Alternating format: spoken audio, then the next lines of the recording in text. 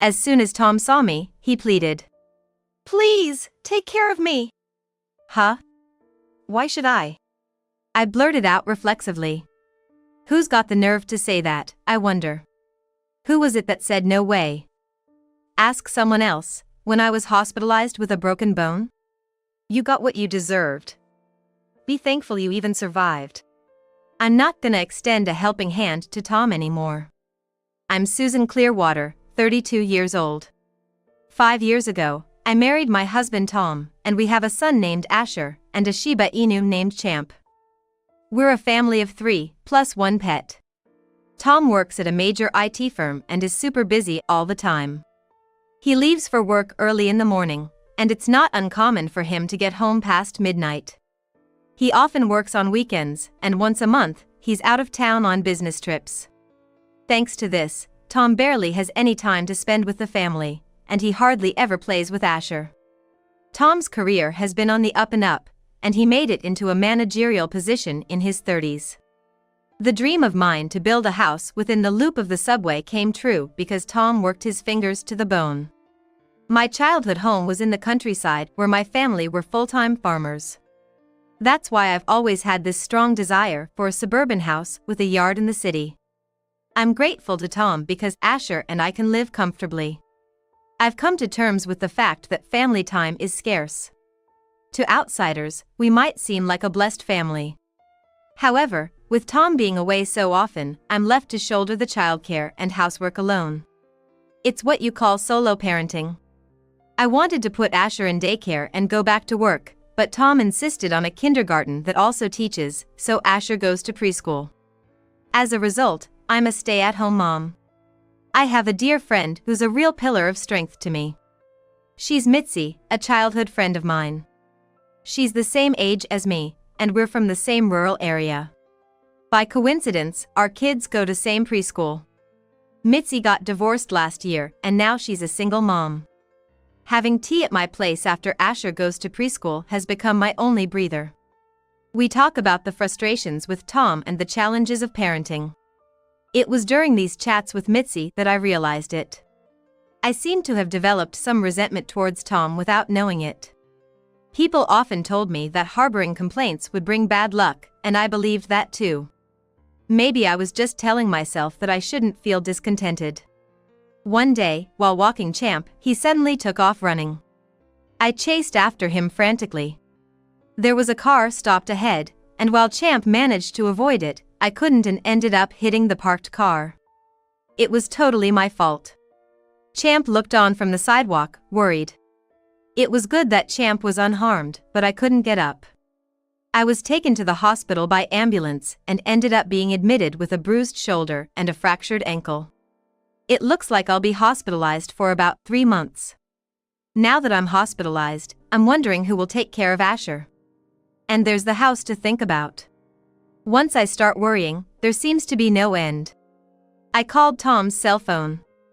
I thought he would cooperate at a time like this, but he didn't answer, just kept going to voicemail.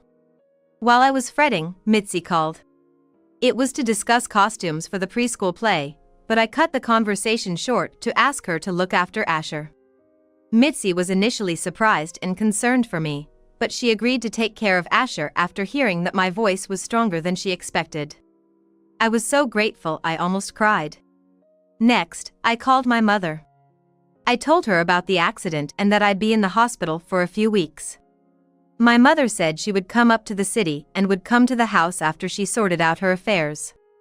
Until my mother can come, Mitzi will have to do. After I hung up with my mother, Tom finally called back. He said he was sorry for being busy and not able to answer the phone.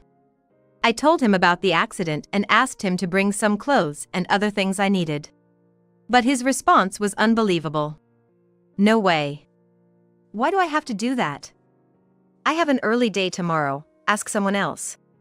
I had thought that Tom would be worried about me. But the surprise was on me. It wasn't the refusal to bring my things that shocked me, it was the lack of concern. I had wanted Tom to care more about me and our family. Perhaps I was naive to expect any tender words from him. The next day, Mitzi came to visit me in the hospital. She brought me a change of clothes and other necessities from my house.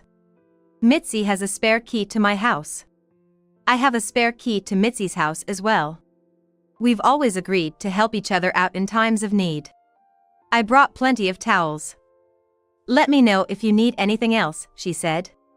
I couldn't help but feel grateful for Mitzi's thoughtfulness.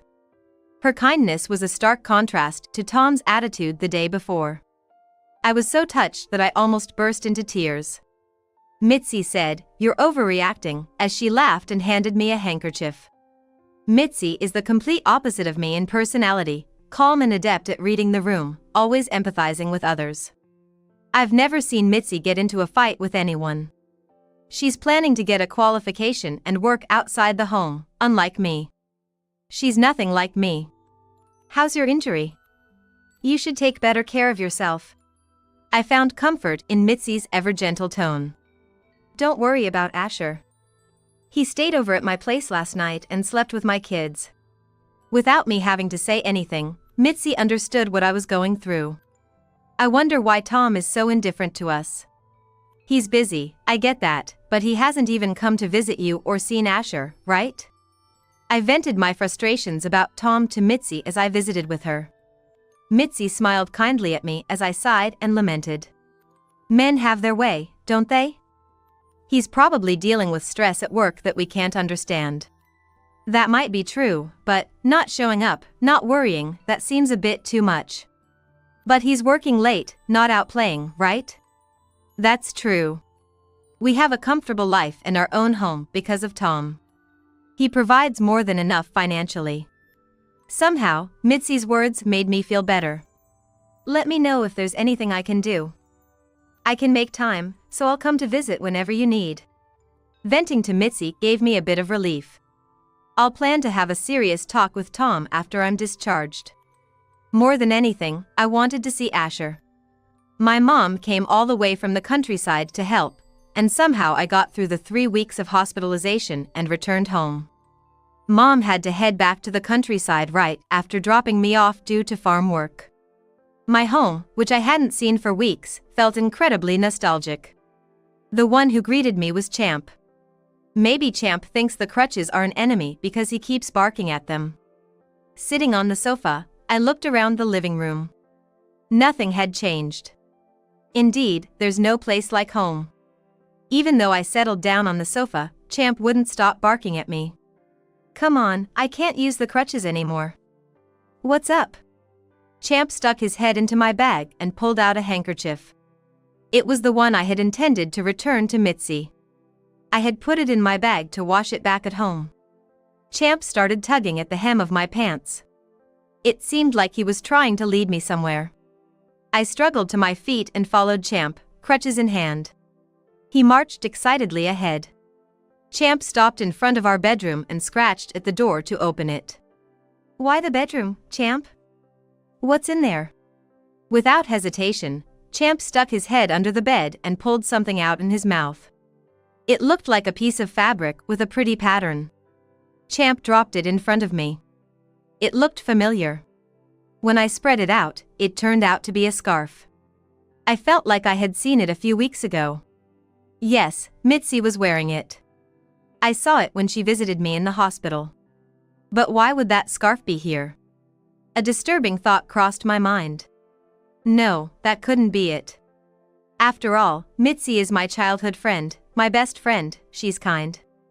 I shook my head vigorously to dispel the terrible thought. Then Champ climbed onto the bed and started pulling at the sheets. I felt the blood drain from my body.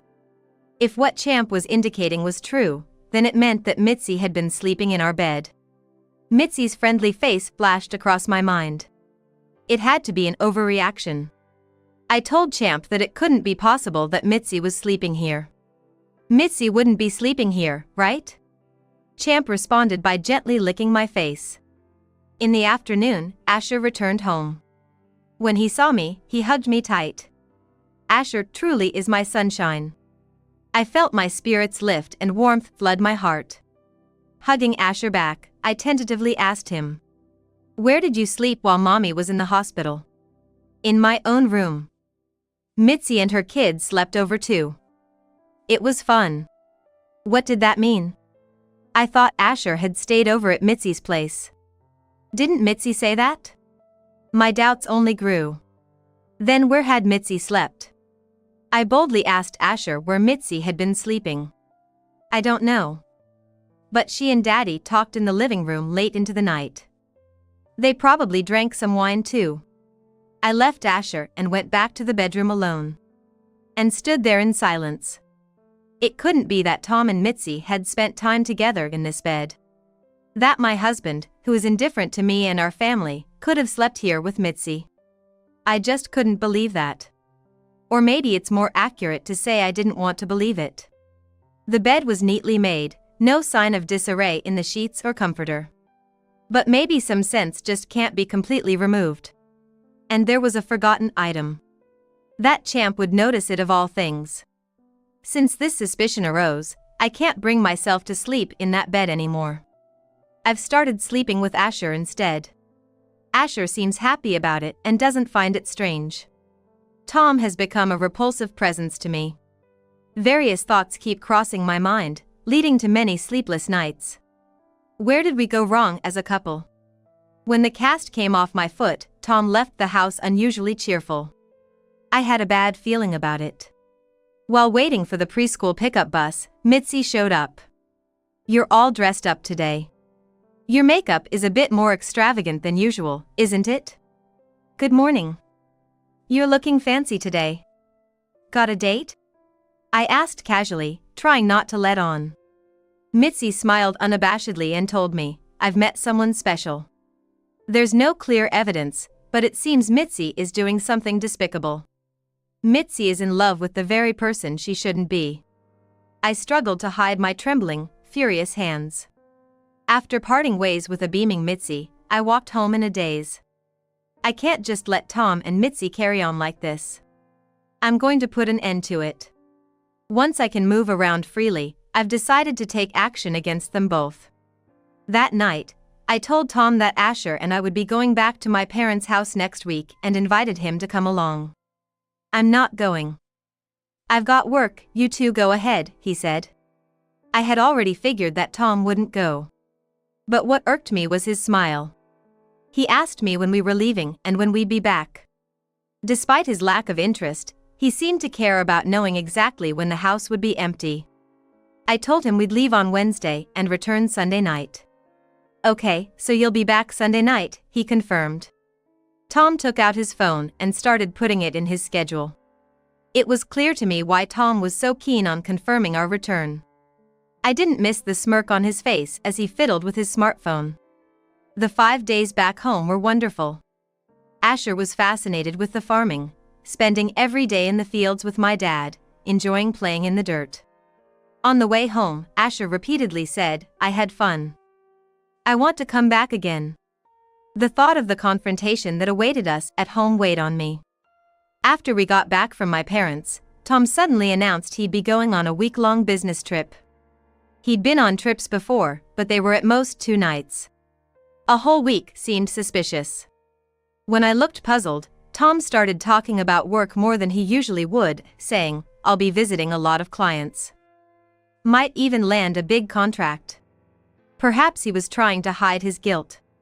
Yet, despite that, Tom was in high spirits, humming a tune. To an outsider, it would look like he was preparing for a trip rather than a business trip. Tom left early in the morning. Moreover, he left saying I'm off, which he doesn't usually say. I heard the engine start from outside. He wouldn't need a car for a business trip. Something felt off, so I went outside and saw that our car was still parked in the garage. Back inside, I casually checked the shoe cabinet and noticed Tom's hiking shoes were missing. You wouldn't pair hiking shoes with a suit. When I checked the closet, Tom's outdoor jacket was also missing. What kind of business trip was this supposed to be? But the fact was Tom would be gone for a week. I was glad I wouldn't have to see his face for a while. By this time, I had no romantic feelings for Tom whatsoever. A few days later, after dropping Asher off at daycare, I was cleaning the house when my phone rang. It was an unknown number, so I answered warily. The call was from a hospital in the mountains near our home. Shocked by what they told me, I hurried to the hospital. I picked up Asher from preschool and rushed to my parents' house. In the car, I explained briefly to Asher. Tom had gotten lost during a camping trip and slipped, falling down into a ravine. He was alive, but he had sustained an open fracture in his leg and bruises all over his body. Luckily, he was rescued by the local volunteer firefighters. If it hadn't been for them, he would have been in real trouble. At first, Asher was joking around, saying things like "that's just like mom," but when I told him about the danger to his dad's life, he suddenly got serious and started to worry. I left Asher at my parents' house and headed to the hospital. Turns out Tom's business trip was a lie. I knew it, but I couldn't contain my anger. I couldn't help but think I was too kind for bringing Tom's change of clothes and other stuff. And there was one more thing, an important envelope that I also brought with me. When I arrived at the hospital and asked about Tom, they told me he was in the ICU undergoing treatment. While waiting in the waiting room, I heard cries of pain. It seemed to be Tom's voice. I was worried, of course, but part of me also thought it was divine retribution. After a while, a nurse took me to the ICU. In the ICU, Tom was crying out in pain and anxiety, his body racked with agony. His neck was immobilized and his body was wrapped in bandages. If Asher saw him, he'd probably make a fuss about him looking like a mummy. It was quite an embarrassing sight. As soon as Tom saw me, he begged me, "Please, take care of me." Why should I? The words just came out reflexively. I wondered who had the cheek to say that. When I had a broken bone and was hospitalized, who was it that said, "I don't want to"? Find someone else. Then the curtain of the bed next to me was pulled back. And I screamed. There was Mitzi, no hiding it. She'd gone camping with Tom, after all. Mitzi was hurt just like Tom was. Her arms and legs were bandaged, not to mention her face and head. The area around her eyes was severely bruised. She probably couldn't move as she wanted. Tom hadn't noticed the curtain opening. His face was fixed, and with the pain, he probably couldn't focus on anything else. Tom vented his pain and frustration at being immobilized on me. "Do you have any idea what my pain feels like? Don't just stand there, get to taking care of me." Tom had slid down more than 10 meters to the bottom of a valley. Of course, he was in pain. He should just be grateful he's alive. "I have no idea what your pain feels like," I snapped back at Tom. I had reached my limit.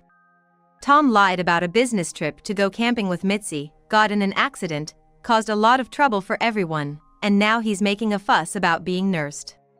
After everything, he still makes a fuss demanding to be nursed. It's your own doing. Just be thankful you were saved. That's it for me helping Tom. Our marriage, Tom's and mine, had already ended. I decided to end it all today, right here. Mitzi was here, too, it was perfect. I decided to settle things once and for all. I decided to steadily corner Tom. I didn't care about his pain from the injuries right now. Justice is on my side. Does your company call camping business trips? Or were all your important clients at the campground, maybe? I wasn't going to ease up. I kept pressing Tom.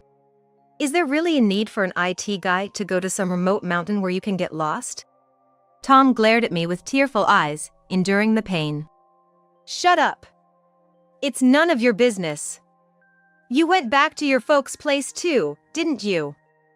Don't you start criticizing me. What an outrageous thing to say. I was honest about going back to my family's home. But Tom lied. I didn't lie, did I? Did you have some reason you had to lie? Tom just glared at me and said nothing.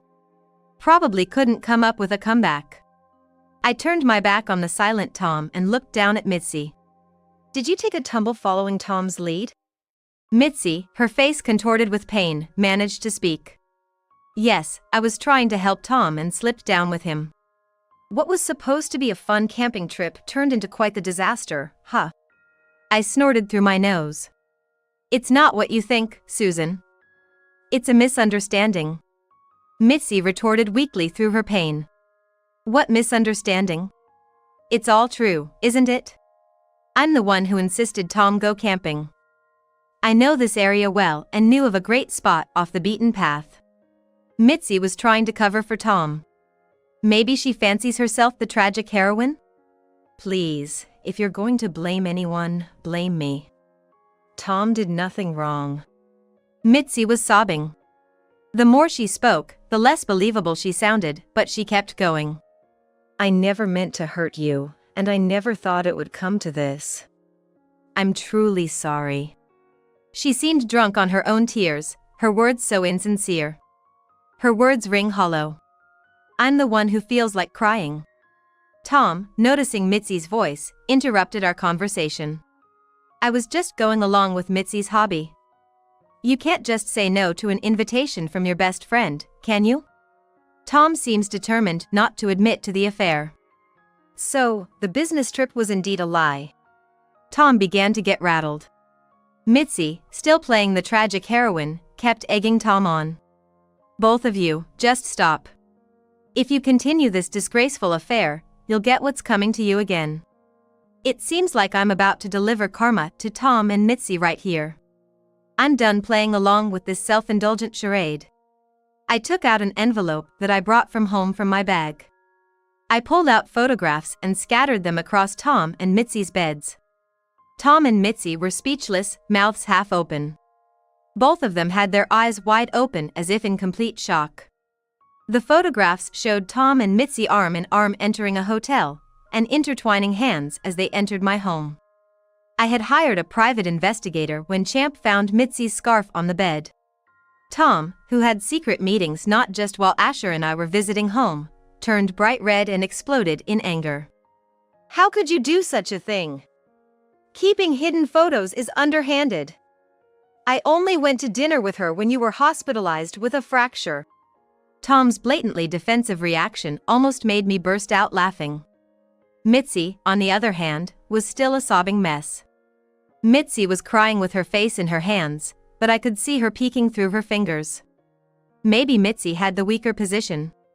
Tom's tantrum continued. This is nonsense. You must have fabricated this.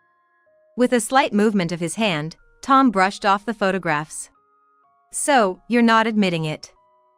I didn't want to do this, but... I sighed heavily and pulled out an IC recorder from my bag. I had placed it under the bed in our bedroom. I could hear Tom and Mitzi gulp.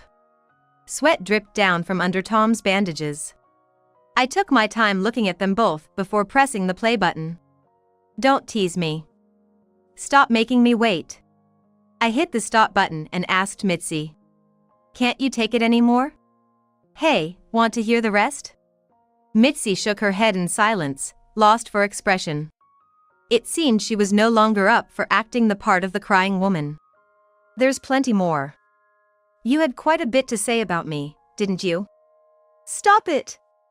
Please, just stop. I'm sorry. My husband murmured in a small voice. I asked Mitzi when their affair had started. I was jealous of you. I had failed in my marriage, yet there you were living in such a nice house, leading a luxurious life. And all you did was complain about Tom, so I thought I'd take him for myself. It all started with Mitzi's jealousy. I guess the grass always looks greener on the other side. If Tom became mine, I could have that kind of life too. What's so wrong with that? Mitzi defiantly said. She was unapologetic, playing the victim as if none of it was her fault. While listening to our exchange, Tom tried to snatch the IC recorder from my hand, lunging forward. Careful. Tom must have been struck by a sharp pain from moving too abruptly. He lost his balance and fell off the bed. Tom didn't make a sound. He seemed to have passed out. Mitzi looked on at Tom, shocked. I pressed the nurse call button to summon the nurse. They arrived quickly, and I was urged to leave the ICU. Once I stepped into the hallway, I realized my legs were shaking. I had spoken boldly, but I was actually very scared. I started divorce proceedings while Tom was still in the hospital. My lawyer said I had plenty of evidence of infidelity to proceed favorably with the divorce. I would demand alimony and child support from Tom. But that alone wasn't enough punishment for Tom. I made sure the division of marital assets was executed thoroughly. The house was sold, and the proceeds split, along with our savings accounts, and stocks and investment products were divided in half. Tom's parents came to me, sincerely apologizing. They promised to oversee the payment of the alimony and child support. Asher, who loves his grandparents, promised to visit them from time to time. I filed for settlement for emotional damage against Mitzi. She'll have to pay back every penny, even if it's little by little. The accident left me with a permanent limp in one leg. I can't get around without a cane. Tom's condition was much worse, nearly leading to an amputation. He's lost the use of both legs and will be in a wheelchair for life. A business trip that was actually a cover for an affair. He was severely reprimanded by his company for the accident. The company demoted him as a disciplinary action. It could have been a dismissal, but his past performance was taken into consideration. No one in the company sympathized with Tom. He faced cold stares and felt isolated. Having lost the house and with his savings depleted from paying alimony and child support, Tom is living in an old apartment. It's obviously not barrier-free, so he's struggling with daily life.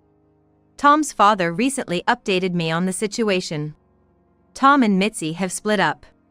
For Mitzi, a wheelchair-bound Tom was not someone she wanted anymore. Neither Tom nor Mitzi expected their lives to turn out this way.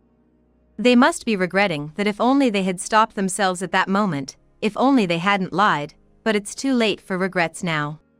Asher and I decided to move back with my parents.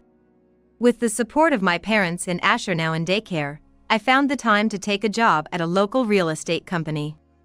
I'm studying hard to get several real estate certifications. Asher really loves the increased interaction with nature here. He's overjoyed with life in this place. Every morning, before the sun even rises, he goes out to the fields with Grandpa to take care of the crops. Asher loves watching Grandpa operate the tiller. He must think his grandpa is a hero. After helping in the fields, Asher heads off to daycare, where he plays to his heart's content before coming home. He's gotten a lot tanner compared to when we were in the city, and he seems much sturdier. Thinking about Asher, living surrounded by nature rather than in the city might have been the better choice. The grandparents are also enjoying every day, smiling all day long in the lively household. Champ, the unsung hero of this story, seems to be enjoying life here too. He used to be reluctant to go for walks, but now he's eager every morning.